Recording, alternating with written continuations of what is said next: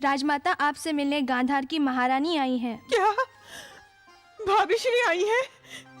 कहाँ है वो? जाओ उन्हें सम्मान के साथ अंदर ले आओ। जी। तुम जाओ।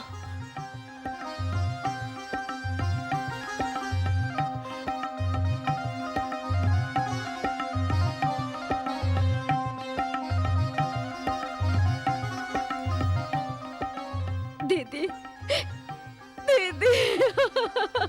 अरे क्या हुआ भाभी श्री? आप रो रही हैं? सब कुशल तो है ना? यदि सब कुशल होता तो इस प्रकार तुम्हारे पास क्यों आती दीदी? तो फिर क्या हुआ भाभी श्री? मेरा भतीजा विप्रचित तो कुशल है ना? हाँ, वो तो कुशल है, परंतु दीदी वो जो कुछ कर रहा है वो बिल्कुल ठीक नहीं है, बिल्कुल ठीक नहीं है। क्या कर रहा है? क्या कर रहा है वो? दीदी, मैंने बड़े यत्न से उसे उसके स्वर्गीय पिताश्री की बुरी लत द्योत क्रीड़ा से दूर रहने की शिक्षा दी थी, परंतु मेरा तो सारा परिश्रम व्यर्थ हो गया। उसे भी उस दुष्ट द्योत की लत पड़ गई है दीदी, लत पड़ गई है। हे ईश्वर, बुरी लत तो महामारी की भांति होती है भाभी श्री। लाख प्रयत्न करने पर भी कभी कभी वो एक पीढ़ी से दूसरी पीढ़ी में चली जाती है। ईश्वर दया करे क्या उसे अपने पिता की करनी का दुष्परिणाम भी याद नहीं? कुछ याद नहीं दीदी, उसे कुछ भी याद नहीं। उसे तो मैं भाग्य का लेखा समझकर सह लेती, परंतु जो वो करने जा रहा है उसका तो परिणाम सोचकर भी जी कांप उठता है दीदी, जी कांप उठता है। वो क्या करने जा रहा है भाभी श्री? वो क्या करने जा रहा है? वो अपने देश, अपनी जन्मभूमि और अपनी प्रजा से खिलवाड़ करने जा रहा है दीदी, खिलवाड़ करने जा रहा है।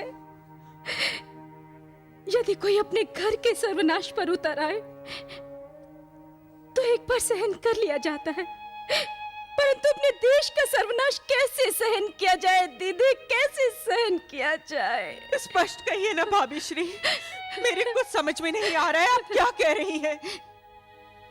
दीदी, उसने पांडवों का अश्व पकड़कर उनसे युद्ध करने की ठान ली है, और यदि ऐसा हुआ तो समस्त गांधार बर्बाद हो जाएगा, तबाह हो जाएगा। पांडवों से युद्ध करने की ठान ली है? हाँ। किंतु क्यों?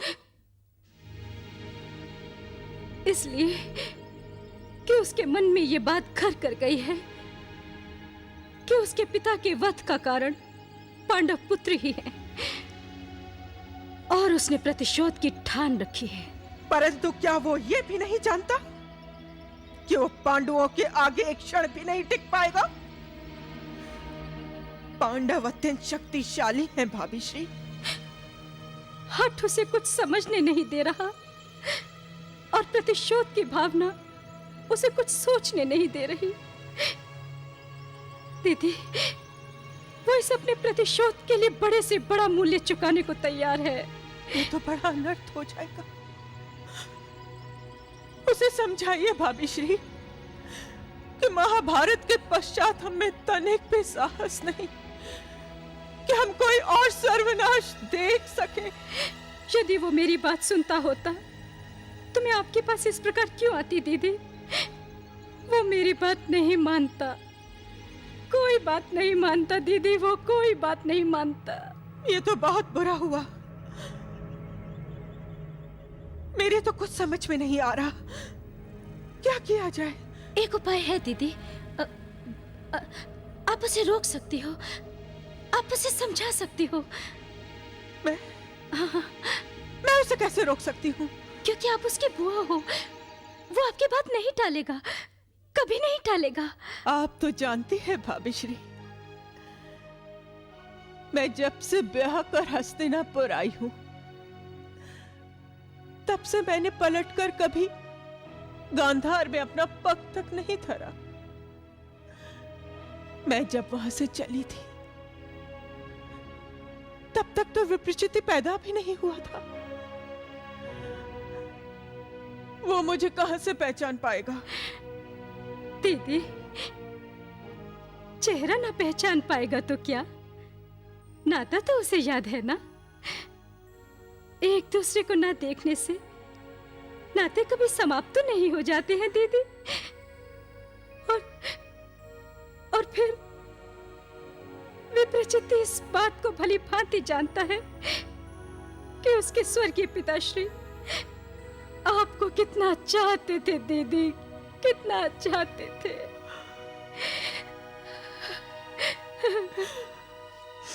भाई का प्यार बहन के लिए ईश्वर की सबसे बड़ी देन है, किंतु मेरे लिए यही प्यार मेरा दुर्भाग्य बन गया। भ्राता शकुनी ने मुझे इतना प्यार न किया होता तो कदाचित इतना बड़ा अनर्थ न हुआ होता भाभी श्री। दीदी, दीदी, मैं हाथ जोड़कर विनती करती हूँ दीदी, विनती करती हूँ, किसी प्रकार मेरे पुत्र को उसके पिता की राह पर चलने से रोक लो दीदी, रोक लो।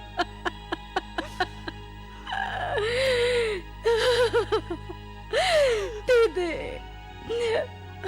पति का दुख तो मैंने सह लिया, पर अब पुत्र का ये दुख मुझसे नहीं सहा जाएगा दीदी, मुझसे नहीं सहा जाएगा, मुझसे नहीं सहा जाएगा दीदी।